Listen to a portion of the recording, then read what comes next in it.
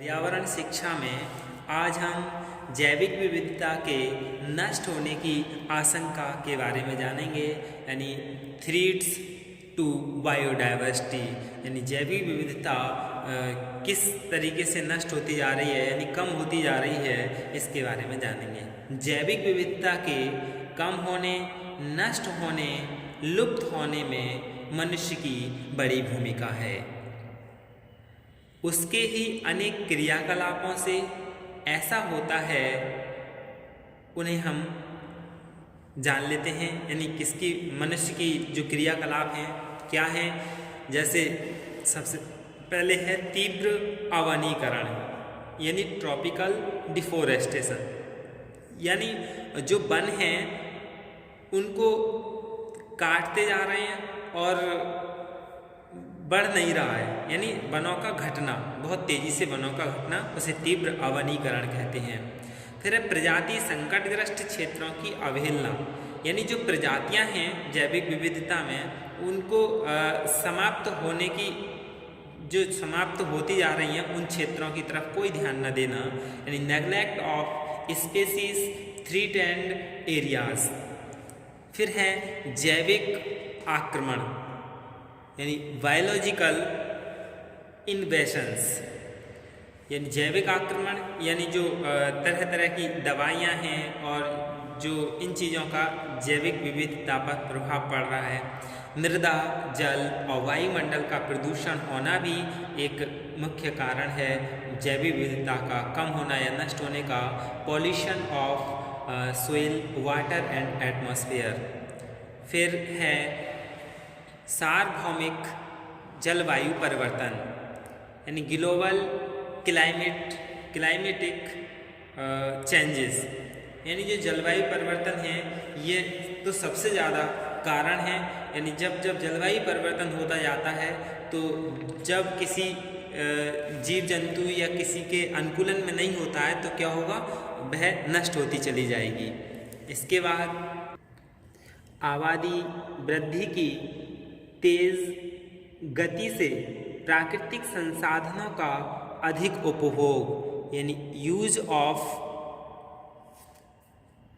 More natural resources due to high rate of population growth, यानी जो जनसंख्या बहुत तेज़ी से बढ़ रही है, इससे जो प्राकृतिक संसाधन हैं उसका क्या है, बहुत अधिक उपयोग होता जा रहा है। और जब इन प्राकृतिक संसाधनों का ज़्यादा उपभोग होगा तो फिर क्या होगा, जैविक विविधता अपने आप ही नष्ट होती चली जाएगी और कम होती चली जाएगी। कृषि, वानिकी और मत्स्य उद्योग में निरंतर गिरावट, यानी strictly narrowing in agriculture, forestry and fisheries industries, यानी जो कृषि है, वानिकी है और जो मछली का उद्योग है, इनमें क्या बहुत तीव्र गति से यानी निरंतर गिरावट आती जा रही है। फिर पर्यावरण संरक्षण के रखरखाव के विरुद्ध आर्थिक नीतियाँ और व्यापार, यानी economic policies and trade against maintenance of environmental conservation, यानी जो पर्यावरण संरक्षण है उसके रखरखाव में के विरुद्ध, यानी जो इकोनॉमिक पॉलिसी हैं और जो यानी व्यापार है, इसके कारण क्या है, जैविक विविधता पर प्रभाव पड़ता है। जैविक विविधता के संरक्षण के लिए योजना और नीतियों के निर्माण का अभाव, यानी जो जैविक विविधता है उसके रखरखाव के लिए जो योजनाएं हैं वो और नीतियां हैं, इनके बनाने में भी क्या है, अभाव है। इसके कारण क्या है, इसकी तरफ कोई ध्यान नहीं दिया जा रहा है। Absence in making to plans and policies for the conservation of biodiversity. और एंड सामान्य जन को सूचना और ज्ञान का अभाव, यानी जो सामान्य जन हैं यानी मनुष्य हैं, उन लोगों को सूचना या ज्ञान का क्या है, अभाव है। यदि उन्हें इस चीज़ के बारे में ज्ञान हो जाए तो क्या है, वह खुद ही पर्यावरण जैविक विविधता के संरक्षण में अपना ध्यान देंगे। Lack of information and knowledge for common man, जैविक विविधता यानी बायोडाइवर्सिटी के संदर्भ में यह आवश्यक हो गया है कि सभी क्षेत्र की विभिन्न प्रजातियों को अच्छे पारितंत्र में रख उन्हें पनपने और उनमें वृद्धि होने में भरपूर सहयोग दिया जाए। अंतर्राष्ट्रीय स्तर पर के सुझावों के अनुरूप राष्ट्रीय जैविक विविधता नीति नेशनल बायोडाइवर्सिटी पॉलिसी बनाई जाए। राज्य स्तर पर उपलब्ध साधन सुविधा और क्षमता के अनुकूल क्रियान्वयन योजनाओं का निर्माण हो। आम आदमी को जैविक विविधता के सभी पहलुओं से अवगत कराया जाना चाहिए। इसी से जहां एक ओर देश में विभिन्न क्षेत्रों में आत्मनिर्भरता बढ़ेगी, वहीं दूसरी ओर देश का व्यापार के क्षेत्र में आर्थिक संपन्नता भी क्या होगी, सुनिश्चित होगी। अच्छा और भरपेट भोजन, स्वच्छ पानी, साफ हवा, सुथरे आवास यानी सुधरे हुए आवास, रुचिपूर्ण पहनावा और मन की अथाह शांति और सुख को आम आदमी तक पहुंच जाने की अपूर्व कल्पना जैविक विविधता में ही है। यानी जैविक विविधता यदि बनी रहेगी तो हर व्यक्ति को सुख और शांति प्राप्त होगी।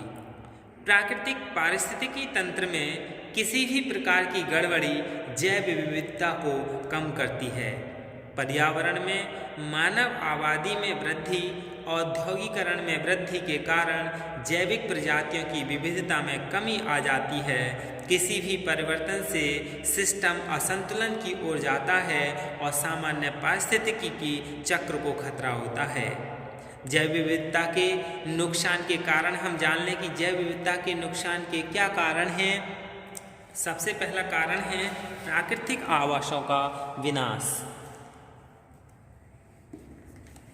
यानी जैव विविधता को सबसे अधिक नुकसान विभिन्न प्रकार के जंतुओं की प्राकृतिक आवासों की समाप्ति से हुआ है।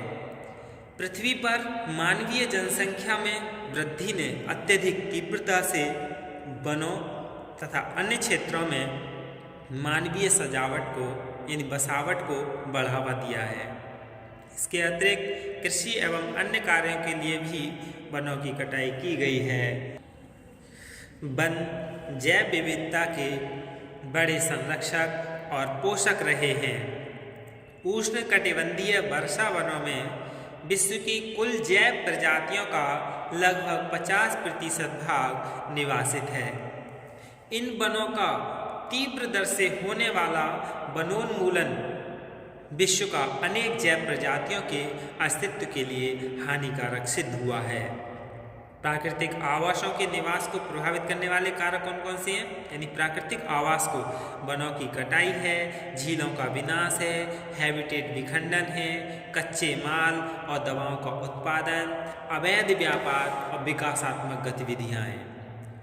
वन्य जीवों के दूसरा है वन्य जीवों के अवैध शिकार यानी पॉचिंग ऑफ वाइल्ड लाइफ। यह जानवरों के अवैध शिकार करके उनकी हत्या और वाणिज्यिक शिकार से संबंधित रखता है, जिससे जैव विविधता को नुकसान पहुंचता है। अवैध शिकार दो प्रकार का होता है। दो प्रकार का कौन सा? सबसे पहला है निर्वाह अवैध शिकार यानी निर्वाह अवैध शिकार। इसमें यानी सब्सिस्टेंस पॉचिंग, यह जानवरों को मारने से संबंधित है।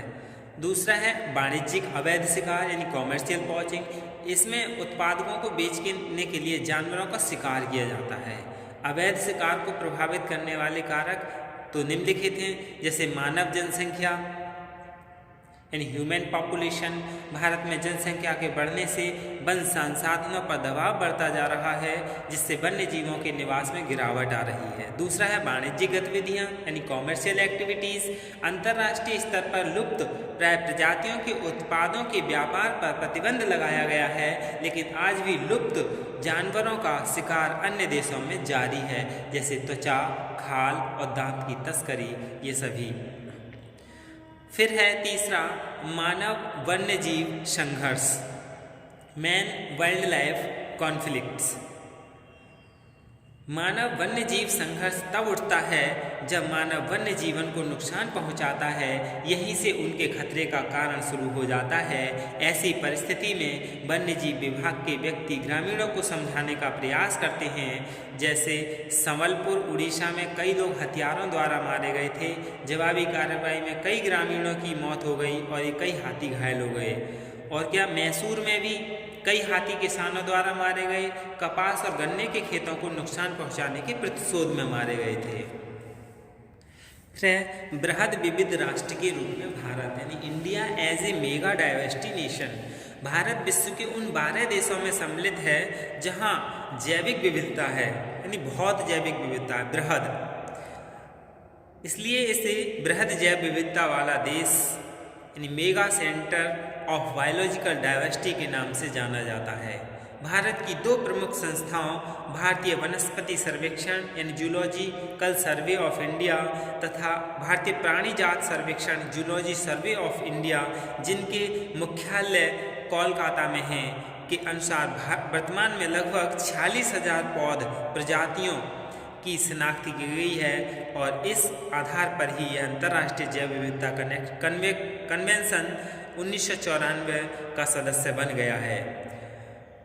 इन 3 प्रमुख उद्देश्य रखे गए थे इस 1994 में जो समझौता हुआ था। सबसे पहला था जैव विविधता का संरक्षण यानी कंजर्वेशन ऑफ बायोलॉजिकल डाइवर्सिटी। दूसरा था जैव विविधता के घटकों का निरंतर उपयोग यानी sustainable use of components of biological diversity. और तीसरा था जैविक संसाधनों की उपयोगिता से उत्पन्न फायदों को बराबर बांटना यानी fair and equitable sharing of benefits arising out of the utilisation of genetic sources. आज भारत में जैविक विविधता की सीधी उपयोगिता यानी अन्य कृषि, औषधियाँ और उद्योग में हो रहा है। सौंदर्यपरक उपयोगिता है, मनोरंजन उपयोगिता है और भी अनेक हैं। यानी मानव जीवन की उपयोगिता के लिए सभी उपलब्धियाँ मिलने लगी हैं। इसके साथ ही अप्रत्यक्ष रूप से यानी photosynthesis, pollination, transpiration, chemical cycling, nutrient cycling, मृदा रखरखाव, जलवायु विनियमन, वायु जल प्रणाली प्रबंध, पेस्ट ट्रीटमेंट और कीटनाशी नियंत्रण सेवाएं उपलब्ध हैं। यानी राष्ट्रीय जैव विविधता कार्यनीति और कार्य योजना, कानून, जैव सुरक्षा प्रोटोकॉल, आनुवंशिक इंजीनियरिंग अनुमोदन समिति यानी GEAC, औषधीय पादप, भारत जैव विविधता संस्थान ईटानगर यानी अरुणाचल प्रदेश की स्थापना की गई। जैव विविधता की राष्ट्रीय नीति तैयार करना यानी ये सब इन कार्यों को प्राथमिकता दी जा रही है। यही क्या है, जैविक विविधता के नष्ट होने की आशंका और कम होने की आशंका बृहद विविध राष्ट्र के रूप में भारत को जाना जाता है। धन्यवाद।